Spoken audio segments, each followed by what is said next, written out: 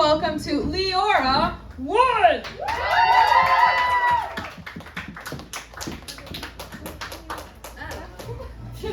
That was good. That was a strong start. Hi, friends. Hello. Happy Pride. I am asexual. So get ready because these next 7.5 minutes are about to be clean. Being asexual during Pride is so silly. It is the silliest thing. You know, each sexuality gets a different color of the rainbow. Do you know what color they gave asexual people? Gray. They were really like, no sexuality, no color. If Pride is a rainbow, then you can be the little storm cloud because we're trying to have a fun time and you're in the way. Don't rain on the parade. I should have known. I feel like I was kind of like biologically predisposed to end up asexual because I can do this. Which means I can zip up my own dress and I do not need a man. I'm also tongue-tied, which is a real biological condition where I cannot stick my tongue out of my mouth. Try. That's as far as it goes. I swear to God, so I would have been an awful lesbian. And coming out to like potential partners as asexual is rough, but as tongue-tied is the worst. So what I do instead is I just call everyone buddy. And they get the hint. Right? Buddies? I think a lot about like queer representation in reality TV, which sounds like a dissertation, but it's really just like a minute-long bit that I'm about to do, so like hang in. So, you know, there's so many shows that are introducing like entirely bisexual casts, like The Ultimatum, Are You the One, Love Island are doing like bisexual casts. You know what show I would love to do with an asexual cast? Too Hot to Handle. You know the one where they put a bunch of like hot and horny people on the beach and they lose money every time they fuck?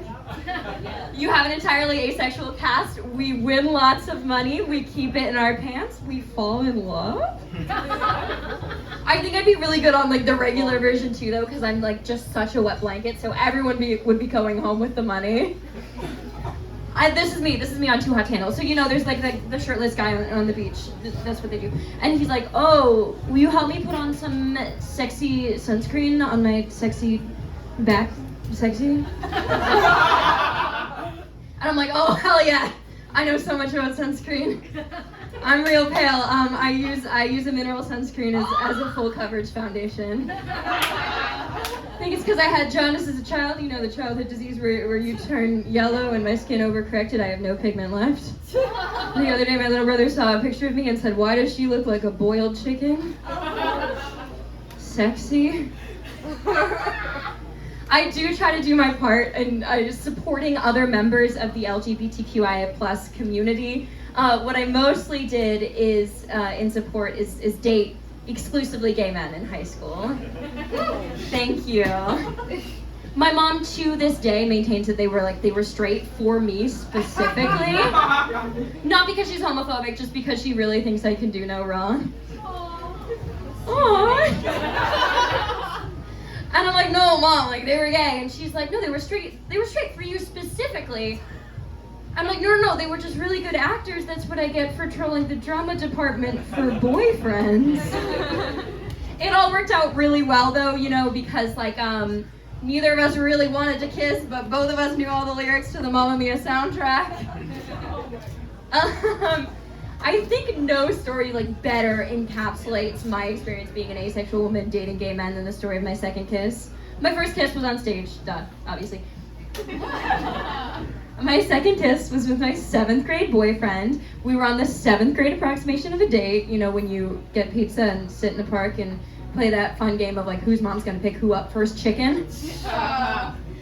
And we're talking and then we stop talking and it's that like anticipatory silence and then I hear sha-la-la-la-la-la, my oh my, look like the boy too shy, ain't gonna kiss the girl. Oh no! To this day, I don't know if it was for me or for him. But in all of my asexual glory, I go, you gonna do it, bud? And he leans in and he misses. And so I, in all of my asexual glory, go, "You want to try again?"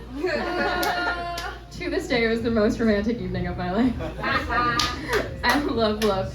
I'm on dating apps, you know, because like, just because I don't feel physical attraction doesn't mean I don't feel romantic attraction, and I don't want to die alone.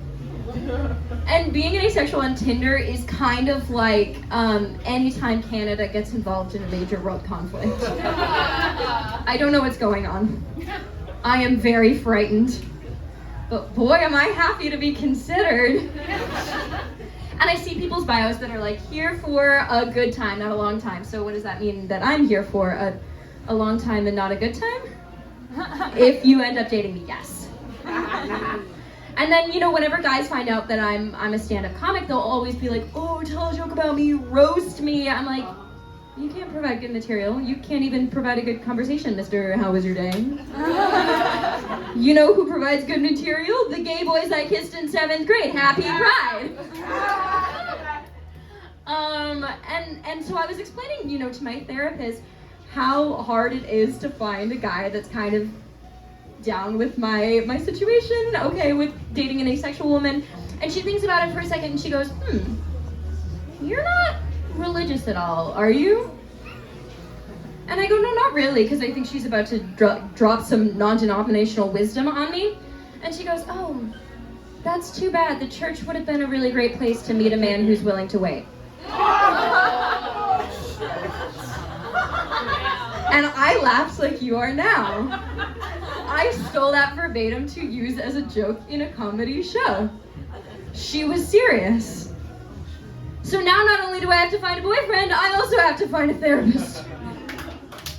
I'll leave you guys with this. I got all dressed up tonight. I put on all of my makeup. Thank you. I put on all of my makeup because I'm a prude. I might have lost some of you there because we have all these crazy societal expectations that, you know, associate makeup with promiscuity. Here's my thought. If I refuse to leave the house without a full layer of caked on foundation, I am saying, you don't even get to see my face naked. That's it for me. Happy Pride!